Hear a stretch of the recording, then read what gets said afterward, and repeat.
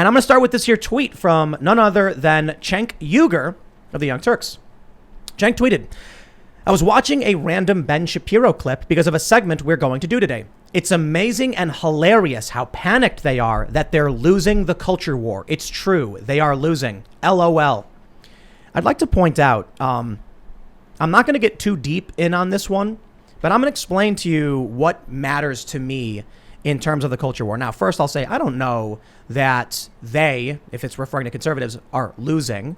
It's certainly not just conservatives on one side and just leftists on the other. There's a whole network of different political factions. Obviously, the intellectual dark web is a bunch of typically progressives who are not in line with Cenk Uygur. But I just want to mention that on May 31st, 2019, Cenk Uygur defended child drag shows where a child dances on stage and gets money thrown at him and said it wasn't child abuse when he's brought into adult venues. I'm sickened by this. And you want to talk about why the culture war matters? Because I don't think 11-year-old boys should be taking off their clothing on stage for a bunch of adult men who are handing dollar bills to him. That's just one thing we can talk about. But that really bothered me. If Cenk Uygur thinks he's winning that one, then heaven help us. But I digress. That gets me heated. Charlie, you are running an organization that actually is working with young people. So maybe there's some hope, I suppose. Yeah, I mean, the question of whether we're winning the culture war or not is an interesting one. I think there's certain fronts that we're definitely winning on. It's a multi-front war, and there's some things that we're definitely losing on. I mean, we're losing the kind of corporate HR battle of whether or not the companies that we purchase our products from are actually going to represent their customers or represent the values of their customers. Definitely losing on that front.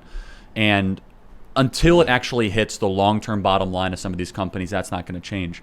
But I think you see from what I think is the closest thing to the Tea Party movement in 2010, which is the school board kind of uprising, which is organic and exciting and out of nowhere, that these ideas, when actually presented in the public light, are unbelievably unpopular. And wokeism, for lack of a better term, has been able to kind of sneak into these different institutions because it's disguised itself under these sort of banner terms kind of communicated by people that have the trust of the citizenry. But the more people learn about it, the less popular they actually are. So I think it's actually, if we do our job, I think it's inevitable that we're going to be able to push back against some of this. Some of the biggest issues we have, though, is that it seems as if the people with financial and cultural and corporate power are completely indifferent about the needs, wants, or interests of the actual people, and they're willing to crush you if you disagree with them. Yeah. For whatever reason, powerful corporate interests, be it because they're infiltrated, I suppose, by ideologues, they're more scared of the left than they are of the right. The right can start a boycott, and it rarely ever has a big impact. But if the left comes out, what did we just have? This is a hilarious tweet. Someone put a sticker that said, I heart J.K. Rowling on a train. And so some random Twitter account tweeted to the Metro, I can't remember which country, I think it was the UK, and said it's transphobic. And they were like, we're so sorry, we'll get rid of it immediately. That's how insane it is. So there's that bias. But I will say, when it comes to the Loudoun County, the parents there, this is like one of where the big fight is happening. It's actually, we're about a minute from Loudoun County, about 20 minutes from the actual school board. But these parents started seeing not just critical race theory. They started seeing critical theory in general, this Marxist view of oppressed versus oppressor. It includes critical gender theory. And once they realized what was happening, they snapped. They were like, no way you're teaching my kids these things. Now, I want to go back just briefly, and not to the exact subject matter of the Young Turks and what they were defending. But in that segment, I watched it because I'm thinking, like, what does Cenk Uygur actually support in his culture war? In that video clip, Jordan Klepper, I think his name is, Comedy Central guy. He's just like, it's so great to see this young child saying he wants to be an advocate. They don't know at all what's going on with that kid, and they don't care. They are so tribalistic, that their whole thing is just, if the right hates it, we got to like it.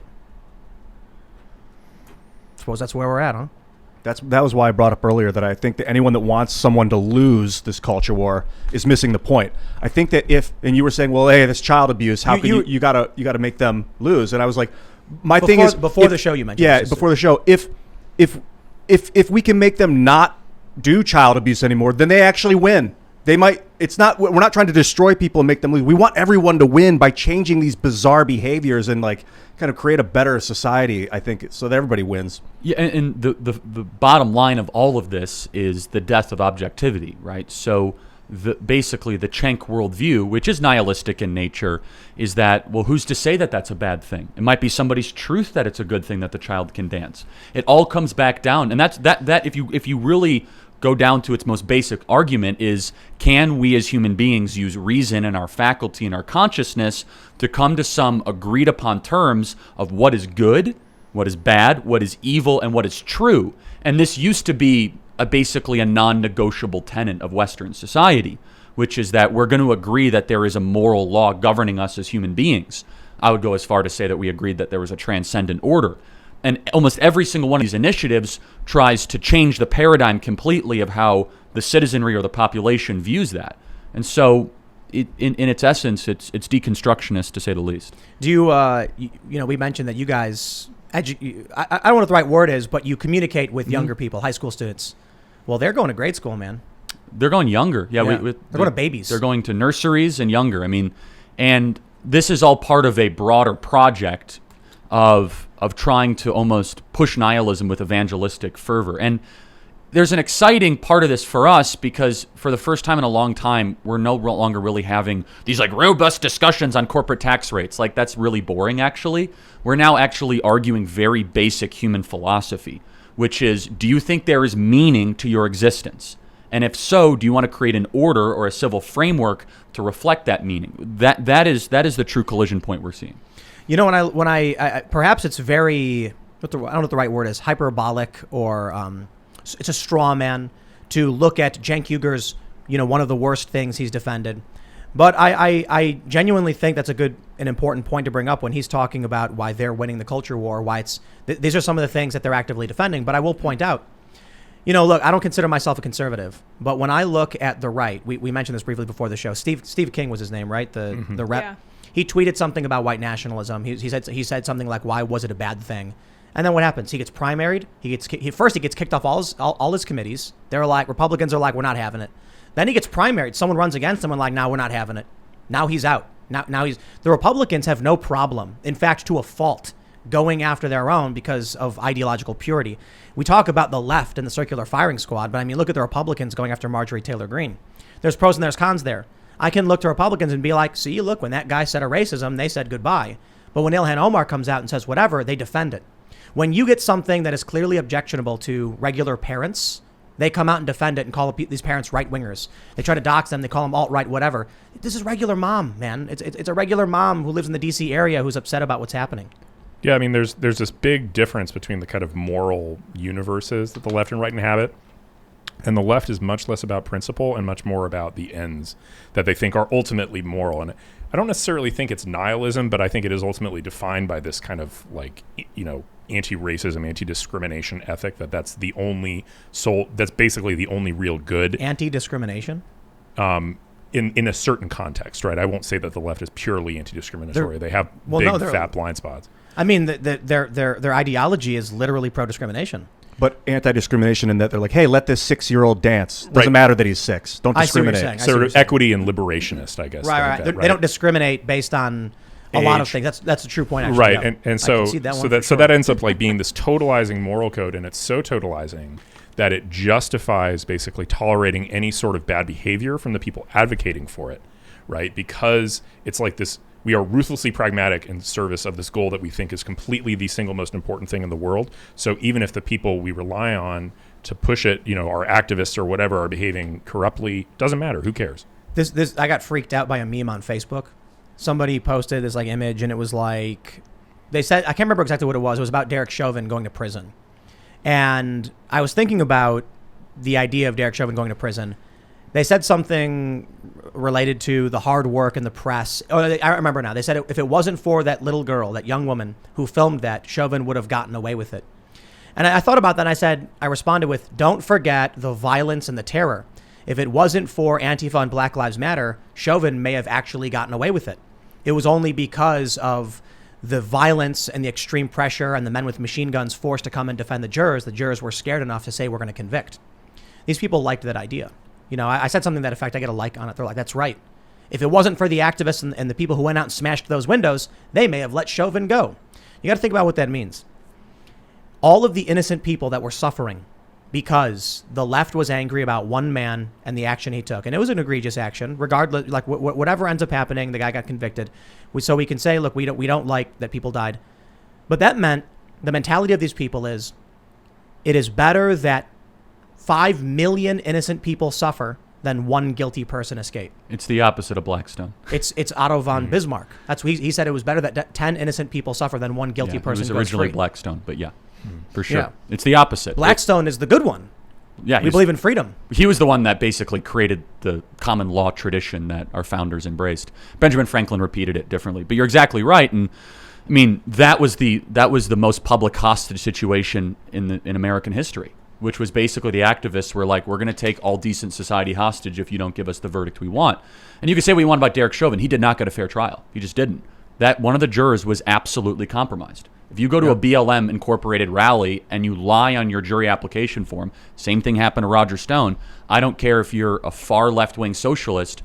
It says very clearly, and Will would know this better, either in the 6th, 7th, or 8th Amendment, that you get a fair and quick and speedy process of a jury of your peers, and it must be impartial. And it wasn't. I'll throw it to you in a second, but I'll make one more point. My opinion is that the moment the judge said there is no venue in Minnesota by which we could have a trial removed from the circumstances of George Floyd, my opinion was throw it out. If we believe that it is better that 10 guilty persons go free than one innocent person suffer, and you cannot have a fair trial and you know it, charges dropped, case dismissed. Sure, and I just think it's simple. It doesn't relieve the judge of the obligation to try and make it as fair as possible, right? And so move it to a more remote location that isn't directly next to where it happened. But I think the other really interesting thing is that, you know, the same people who are talking about how a 22.5-year sentence for an unintentional homicide as being too lenient call themselves criminal justice reformers and worried about mass incarceration. Right? Like, if anything, I mean, the maximum sentence in Minnesota was only 30 years. This is not, you know, for the second-degree murder charge, which is really legally questionable because they use the felony murder statute. And the felony in this case was the assault, so it's the same thing that caused the murder, which means that theory of second-degree murder would swallow up manslaughter entirely. Well, and the big lie of the whole thing is that race had nothing to do with this. Nothing. Right. Yeah. And that's the biggest of all lies was that this was all racially motivated. And, I mean, Derek Chauvin interacted with dozens of black people before that encounter.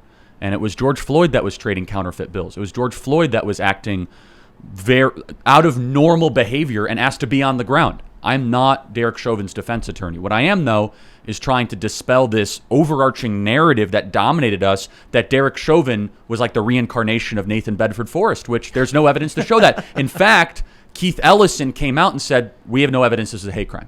I wonder how many people know who that guy is, though. Nathan Bedford Forrest? Yeah, He's the founder of the KKK. Right. They never tried to prove intent, right? That's a key thing to remember. They never. If you listen to that whole trial, you would never heard them say Chauvin intended to kill this person. That never happened. And the first medical autopsy from the Hennepin County said that this was a drug overdose. The second one said that this was because of neck asphyxiation. And was convicted by a jury of peers. We trust the process. The judge himself said, look, based on Maxine Waters' comments, you might have actually, let's say, means or a reason for a retrial. So this was nothing more than a hostage situation by BLM Incorporated. Yeah. There was the alternate juror who came out and said I was scared of retaliation. They'd come to my house. Thanks for checking out this clip from the Timcast IRL podcast. If you want to see the full show, come back to this channel, youtube.com/TimcastIRL, Monday through Friday at 8 p.m., where you can leave comments and super chat, and we actually will read your comments on the show. Don't forget to like, share, subscribe, and if you want exclusive members-only content, segments you can't get anywhere else, go to timcast.com, become a member, and we even have full bonus episodes. Thanks for hanging out, and we'll see you all next time.